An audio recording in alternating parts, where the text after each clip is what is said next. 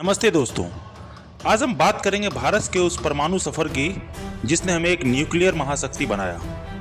दोस्तों, क्या आप जानते हैं कि भारत ने बिना किसी सुपर पावर की मदद से परमाणु बम बनाया और पूरी दुनिया को हैरान कर दिया, वो भी तब जब बड़े बड़े देश हमें दबाने की कोशिश कर रहे थे।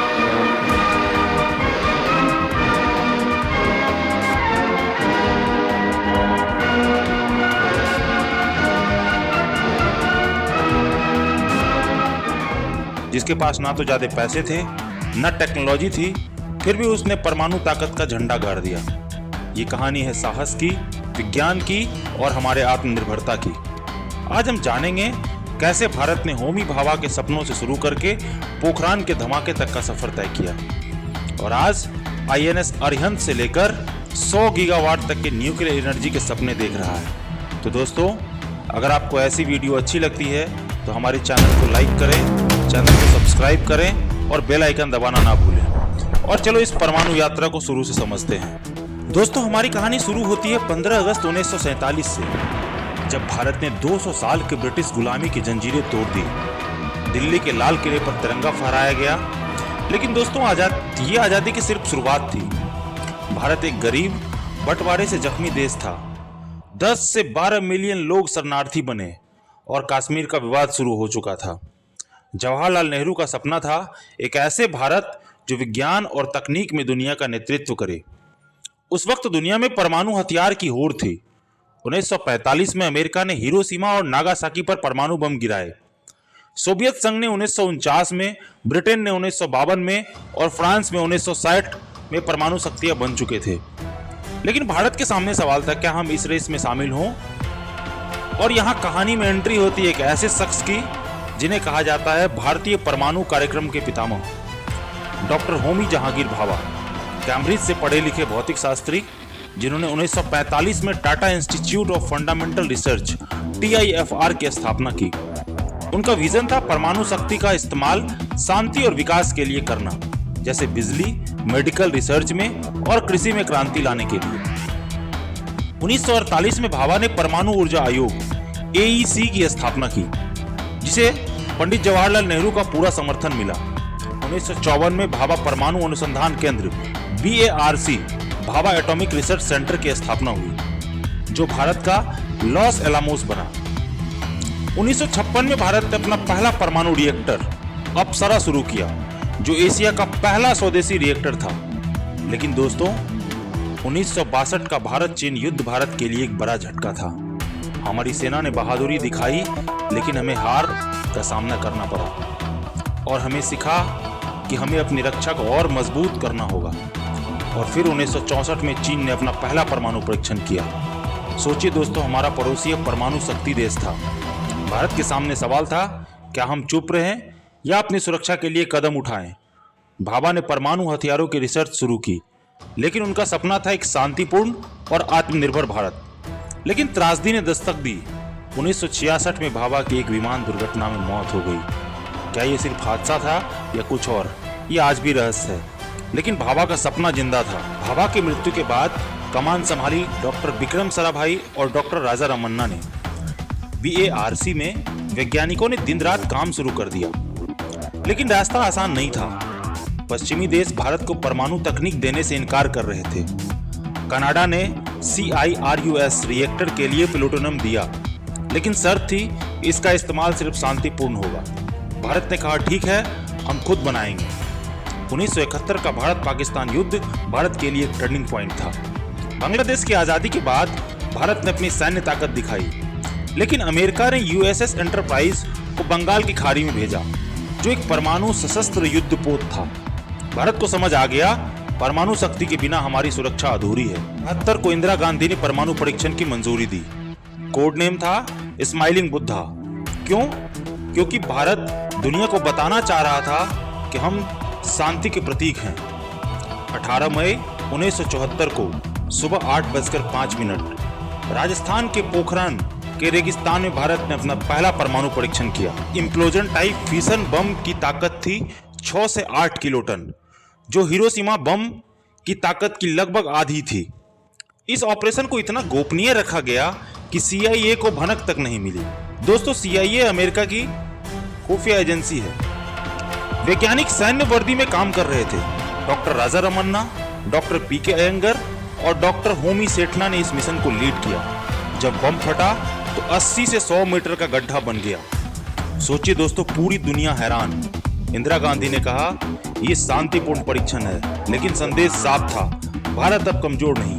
1974 में भारत दुनिया का छठा परमाणु राष्ट्र बना, लेकिन इसके बाद कनाडा ने प्लूटोनियम सप्लाई रोक दी।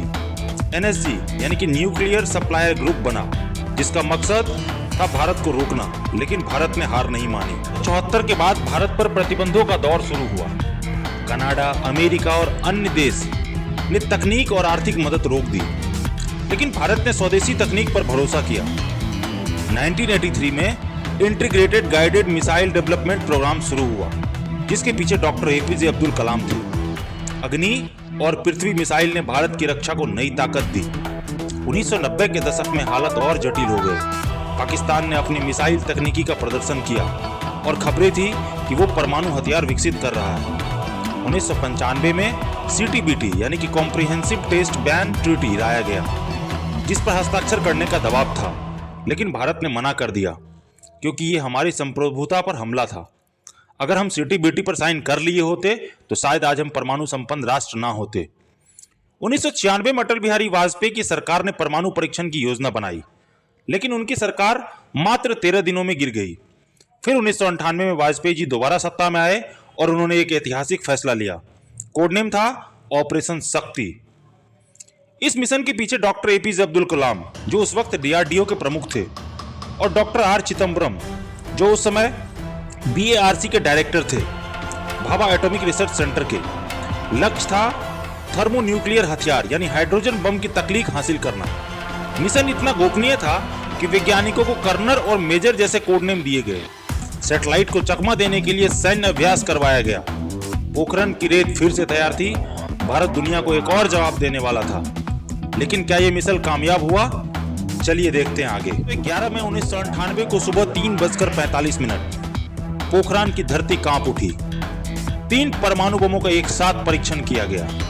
पहला था 45 किलोटन का थर्मोन्यूक्लियर बम, दूसरा था 15 किलोटन का फिशन बम और तीसरा था 0.2 किलोटन का सब कीटोलन डिवाइस। 2 दिन बाद 13 मई को तो और टेस्ट किए गए। कुल 5 परीक्षण, जिन्हें पोखरण 2 या ऑपरेशन शक्ति कहा जाता है। इन परीक्षणों ने भारत को हाइड्रोजन बम बनाने की तकनीक दी, जो दुनिया के सबसे शक्तिशाली हथियारों में से एक है। दोस्तों, पूरी दुनिया हैरान थी। अटल बिहारी वाजपेयी ने संसद में ऐलान किया, कोई आत्मश्लाघा के लिए नहीं था, कोई पुरुषार्थ के प्रकटीकरण के लिए नहीं था। भारत एक परमाणु संपन्न राष्ट्र है, लेकिन इसके बाद शुरू हुआ प्रतिबंधों का दौर। अमेरिका, जापान, कई देशों ने आर्थिक प्रतिबंध लगाए भारत के ऊपर, लेकिन भारत ने कहा हम अपनी सुरक्षा से समझौता नहीं करेंगे। और सबसे खास बात, भारत ने अपनी परमाणु नीति साफ की, नो फर्स्ट यूज, यानी हम पहले हमला कभी नहीं करेंगे, लेकिन अगर कोई हम पर हमला करेगा तो हम जवाई कार्रवाई में हमला करेंगे। डॉक्टर APJ अब्दुल कलाम को मिसाइल मैन के साथ साथ पोखरण का हीरो भी कहा गया, लेकिन कुछ विवाद हुए। कुछ वैज्ञानिक जैसे K संथानम ने कहा थर्मोन्यूक्लियर बम का यील्ड 45 किलोटन से कम था, लेकिन BARC ने इसे खारिज किया और कहा कि टेस्ट पूरी तरह सफल था। पोखरण 2 ने भारत को न सिर्फ तकनीकी ताकत दी, बल्कि वैश्विक मंच पर एक नई पहचान। लेकिन अब सवाल था, भारत इस शक्ति का इस्तेमाल कैसे करेगा? क्या हम सिर्फ हथियारों की होड़ में शामिल होंगे या और कुछ बड़ा करेंगे? पोखरण 2 के बाद भारत ने अपनी परमाणु शक्ति को और मजबूत किया। 2001 में नो फर्स्ट यूज नीति औपचारिक रूप से घोषित हुई, लेकिन इसमें एक शर्त थी, अगर भारत पर जैविक या रासायनिक हथियारों से हमला हुआ तो जवाब परमाणु बम हो सकता है। 2016 में INS अरिहंत के कमीशन के साथ भारत एक पूर्ण परमाणु त्रियाद वाला देश बना। इसका मतलब हम जमीन से, जैसे कि अग्नि मिसाइल से जिसकी रेंज लगभग 6000 किलोमीटर है, हवा से जिसकी जैसे कि सुखोई, रफेल और कई सारी मिसाइलें हैं, और समुद्र से जैसे INS अरिहंत और INS अर्दिमन परमाणु हमला कर सकते हैं। यानी भारत अब जल, थल और नभ तीनों से परमाणु हमला के लिए संपन्न हो गया। लेकिन दोस्तों, भारत की परमाणु शक्ति सिर्फ हथियारों तक सीमित नहीं।